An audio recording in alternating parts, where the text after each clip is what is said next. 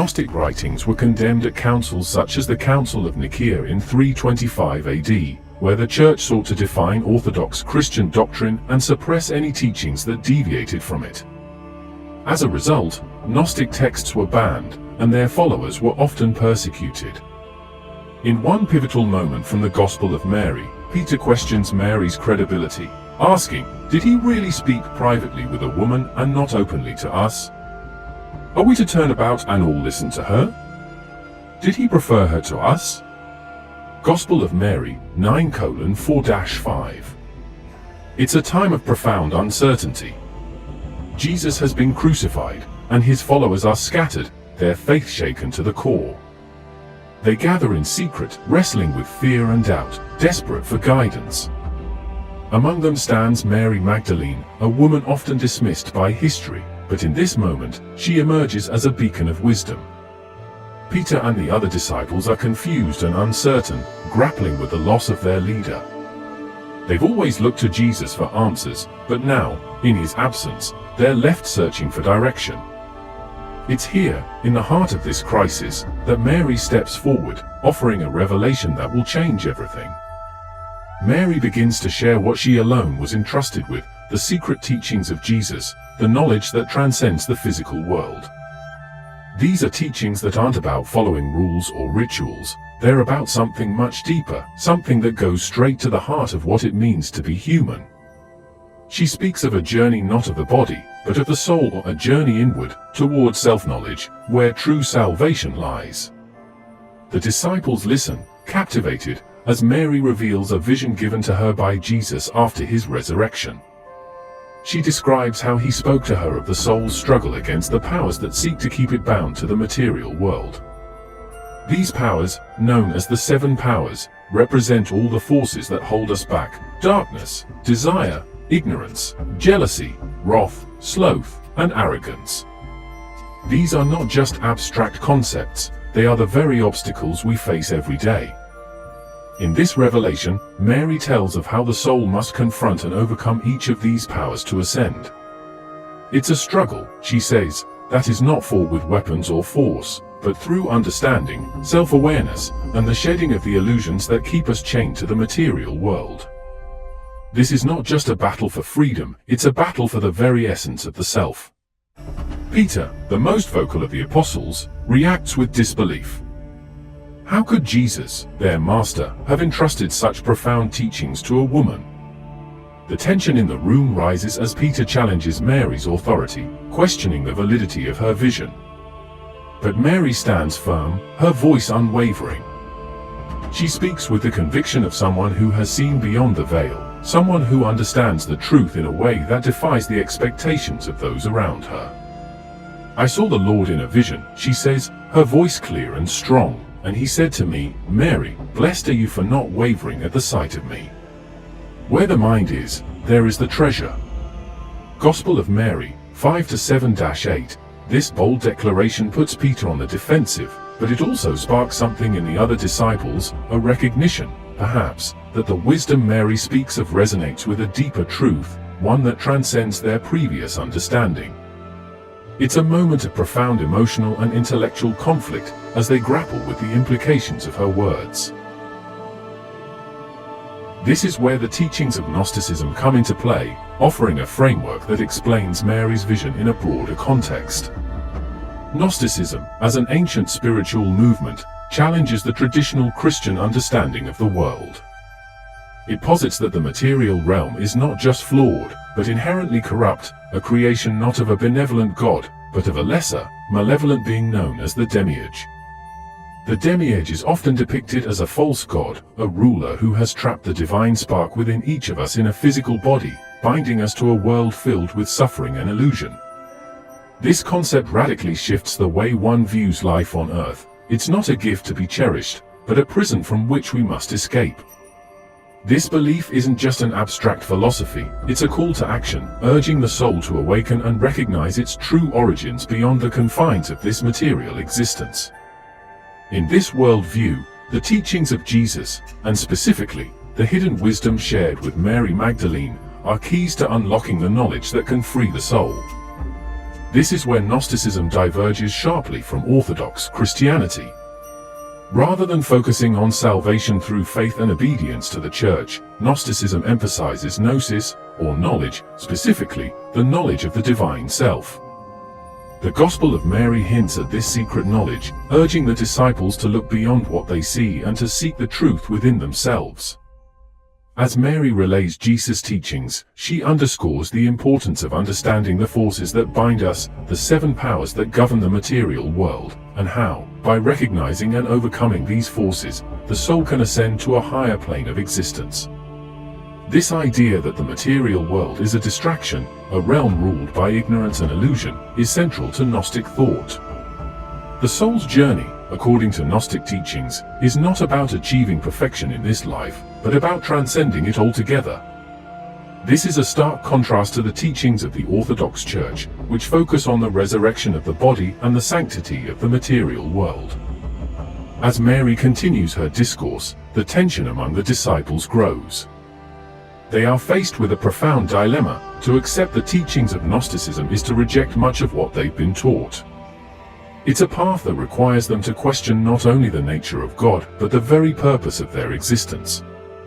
This inner conflict is mirrored by the external struggles they face, opposition from both within the early Christian community and from the broader Roman society that views any deviation from orthodoxy as heresy. Gnosticism doesn't just challenge religious norms, it questions the very structure of society. By teaching that salvation comes through personal knowledge and spiritual awakening, it undermines the authority of established institutions, both religious and political. This is why Gnostic texts like the Gospel of Mary were suppressed, banned, and almost lost to history.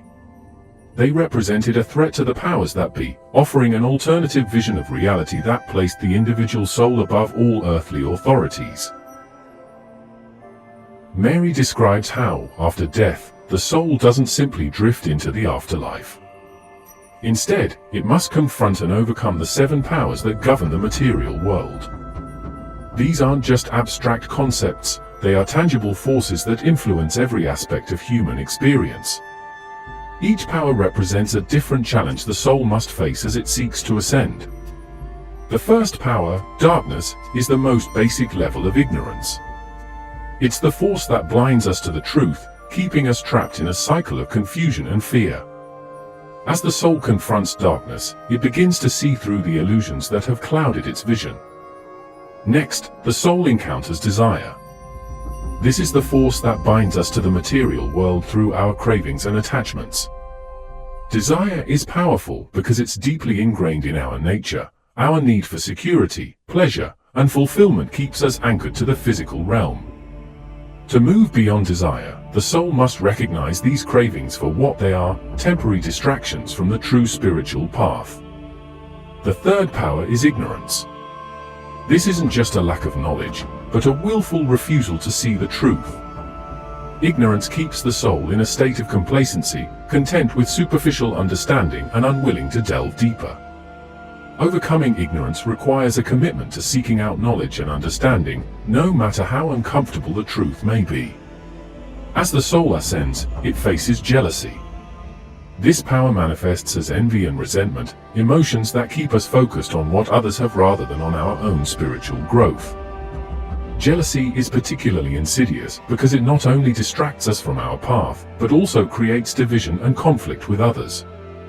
To transcend jealousy, the soul must cultivate a sense of contentment and gratitude for its own journey. Wrath is the next challenge, representing anger and hatred. These emotions are destructive, both to the self and to others, and they keep the soul chained to the material world through their intense energy. Overcoming wrath requires the soul to develop patience and forgiveness, releasing the anger that binds it. The sixth power is sloth, a force that encourages laziness and complacency. Sloth isn't just physical laziness, but spiritual inertia, a reluctance to engage with the deeper aspects of the self. It's the temptation to take the easy path, to avoid the difficult work of spiritual growth. To overcome sloth, the soul must cultivate diligence and a strong will to continue its ascent. Finally, the soul confronts arrogance. This power is the belief that one has already attained spiritual enlightenment, that there is nothing more to learn. Arrogance is dangerous because it blinds the soul to its own shortcomings, preventing further growth.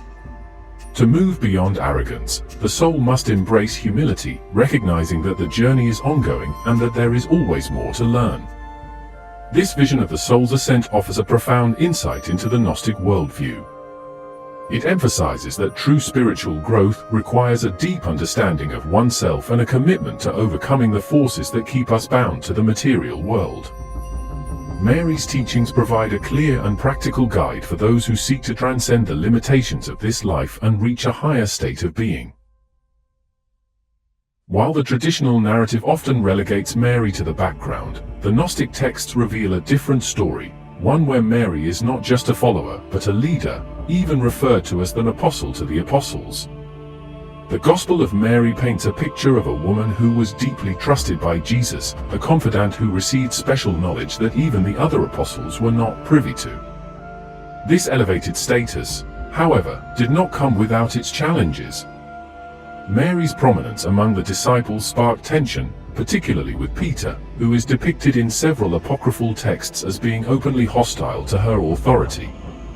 In one pivotal moment from the Gospel of Mary, Peter questions Mary's credibility, asking, "Did he really speak privately with a woman and not openly to us? Are we to turn about and all listen to her? Did he prefer her to us?" Gospel of Mary 9:4-5. This confrontation highlights the underlying power struggle within the early Christian community, a struggle that was as much about gender as it was about spiritual authority. But Mary, unshaken, stands her ground. She recounts the teachings she received directly from Jesus, teachings that focus on the inner journey of the soul, a theme that Peter and others find difficult to accept. Her unwavering confidence in the face of skepticism underscores her unique position within the group. Mary isn't just another disciple, she is a leader, entrusted with a profound spiritual message that challenges the traditional structures of authority. This tension between Mary and Peter is more than just a personal conflict, it represents a broader struggle within early Christianity over the role of women and the nature of spiritual authority. While the canonical Gospels largely emphasize the leadership of Peter and the male apostles, Gnostic texts like the Gospel of Mary offer a different perspective, one where women, too, hold positions of spiritual significance. The implications of Mary's role are far-reaching. By positioning Mary as a central figure, the Gospel of Mary challenges the patriarchal structure that would come to dominate the early church. It suggests that spiritual authority is not tied to gender, but to one's inner understanding and connection to the divine. This idea was radical for its time, and it's no surprise that texts highlighting Mary's leadership were marginalized and eventually banned by the early church. But why was Mary's role so threatening to the established order? The answer lies in the nature of her teachings. Unlike the hierarchical structure of the early church, which emphasized obedience to authority and adherence to doctrine, Mary's message was one of inner knowledge and personal spiritual experience.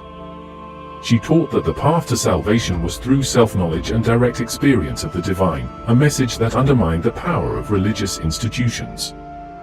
This concept of inner spiritual authority is a key theme in Gnosticism and one that resonates strongly in the Gospel of Mary. By advocating for a direct, personal connection to the divine, Mary's teachings bypass the need for intermediaries, be they priests, apostles, or even established doctrines. This was a direct challenge to the authority of the early church, which sought to control access to spiritual knowledge. Mary's role as a leader and teacher in the early Christian community forces us to reconsider the traditional narrative.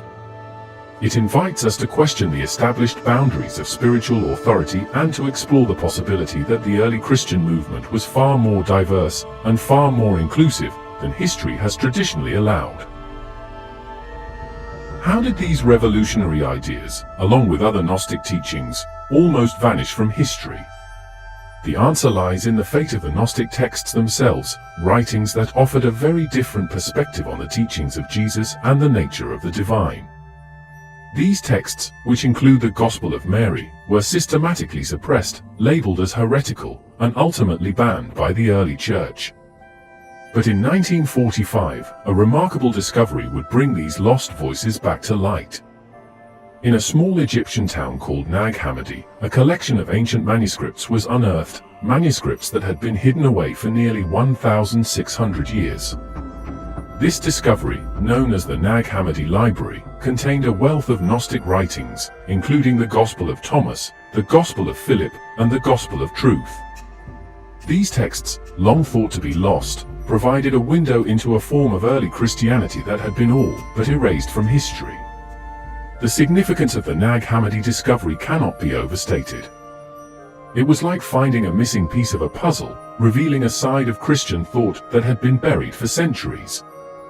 The texts offered insights into a spirituality that emphasized direct, personal experience of the divine, an approach that resonated deeply with the teachings of Mary Magdalene. One of the most striking aspects of these Gnostic texts is their emphasis on gnosis, the Greek word for knowledge.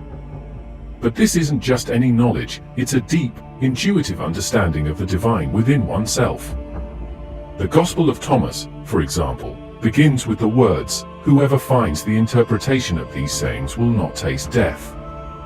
This idea of spiritual enlightenment through self-knowledge is a theme that runs through many Gnostic texts, including the Gospel of Mary. But why were these texts so threatening to the early church? The answer lies in their content. Gnostic writings often challenged the established doctrines of the church, offering alternative views on the nature of God, the role of Jesus, and the path to salvation. For example, the Gospel of Philip presents a more mystical view of the relationship between Jesus and Mary Magdalene, suggesting that they shared a deep spiritual bond, one that was perhaps more profound than the traditional accounts acknowledge. Moreover, Gnostic texts often reject the idea of a singular, omnipotent God, instead portraying a complex cosmology with multiple divine beings, including a lesser god or demiurge who created the material world. This view directly contradicted the monotheistic doctrine of the early church and posed a significant challenge to its authority. The early church responded to this challenge with force. Gnostic writings were condemned at councils such as the Council of Nicaea in 325 AD, where the church sought to define orthodox Christian doctrine and suppress any teachings that deviated from it. As a result, Gnostic texts were banned, and their followers were often persecuted. But despite the church's efforts to erase these teachings, the discovery of the Nag Hammadi Library has ensured that the wisdom of the Gnostics has not been lost. Today, scholars and spiritual seekers alike study these texts, exploring the rich and diverse landscape of early Christian thought. Building on the rediscovered wisdom of the Gnostic texts, we arrive at the heart of their message, one that resonates deeply with the teachings of Mary Magdalene. Salvation is not something handed down from above, but something we achieve through deep, personal self-knowledge. In the Gnostic worldview, the material world is seen as a creation of the demiurge, a lesser, imperfect deity who traps souls in physical bodies. The true God, according to Gnostic belief, is beyond this material realm, and the spark of the divine within each person is a fragment of this higher reality. To escape the cycle of birth, death, and rebirth in the material world, one must awaken to this inner divinity through gnosis, a profound, intuitive knowledge of the self and the divine. Mary Magdalene's teachings, as seen in the Gospel of Mary, align perfectly with this Gnostic emphasis on self-knowledge. She speaks of the soul's journey not as a path of outward conquest or adherence to dogma, but as an inward quest to overcome ignorance and realize one's true nature. This journey involves confronting the seven powers, forces of the material world that bind the soul, as we explored earlier. The key to this journey, Mary teaches, is not found in external rituals or religious institutions, but within oneself. The Gospel of Mary records Jesus telling her, "Where the mind is, there is the treasure." Gospel of Mary 5:7. This statement encapsulates the essence of the Gnostic path. The mind, when properly attuned, is the gateway to the divine. Salvation, then, is not about waiting for an external savior. It's about realizing the divine spark within and transcending the limitations imposed by the material world. This idea of self-salvation through knowledge is what makes Gnosticism both compelling and controversial. It shifts the locus of spiritual authority from the church to the individual, challenging the hierarchical structures that were being established in early Christianity. It's no wonder that these teachings were suppressed. They represented a profound threat to the emerging orthodox doctrines that sought to centralize power within the institutional church. But Mary's message is clear: true freedom and salvation come from within. The Gnostic texts echoed this sentiment repeatedly. For instance, in the Gospel of Thomas, Jesus is quoted as saying, "If you bring forth what is within you, what you have will save you. If you do not bring forth what is within you, what you do not have will destroy you." Gospel of Thomas, saying 70. This emphasizes the importance of inner discovery, of unearthing the divine knowledge that lies dormant within each person. By focusing on self-knowledge, Mary and the Gnostics invite us to view salvation not as a distant promise, but as a present reality, something that can be attained here and now, through the cultivation of wisdom and understanding. This perspective encourages a form of spiritual practice that is introspective and deeply personal, rather than one based on external conformity. Furthermore, this approach to salvation speaks to the universal human experience. It transcends specific religious boundaries, offering a path that is accessible to anyone, regardless of their background. The Gnostic emphasis on inner knowledge and direct experience of the divine resonates with spiritual seekers across cultures and centuries, making it a timeless message of empowerment. Mary Magdalene's role as a leader in early Christianity, as revealed through the Gospel of Mary and other Gnostic writings, was revolutionary. She wasn't just a follower, she was a teacher, a spiritual guide who offered a path to salvation through inner knowledge. Her emphasis on the soul's journey, overcoming the seven powers, and the need for personal gnosis, presents a vision of Christianity that is deeply empowering and transformative.